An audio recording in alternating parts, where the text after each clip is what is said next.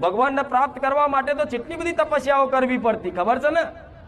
એટલે તો ઘેર ઘેર કુળદેવી આલી છે કે કુળદેવીને તમે પૂજે રાખો, ધર્મના માર્ગે સતના માર્ગે ચાલ્યા રાખો, સુખ પડે દુઃખ પડે થોડું ઘણું કદાચ અમથા કર્મોનું સમજીને થોડું વેઠી લો અને તમારી માની સાચી ભક્તિ કરો। ગોળા જગતમાં તમારી માં ચોય નહીં ભટકવા દે, મારો ભગવાન આવું કહે છે।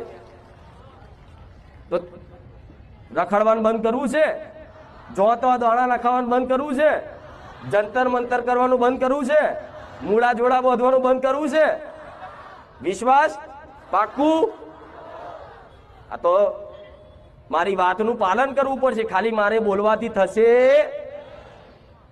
અને મને તો બહુ હરખ છે, મને માતાના જેટલો બધો હરખ છે ને એની કોઈ વાત નહીં થાય સાહેબ કે બધા 80 વર્ષે ડોહાઓ ઉંમર લાયક હોય વડીલ જેવા અને એ ભક્તિ કરે તો બરોબર છે, પણ આ તો 20 વર્ષ 17 18 વર્ષ 15 વર્ષના દીકરાઓ મારી ભક્તિના નશામાં જાગ્યા છે ગોડા।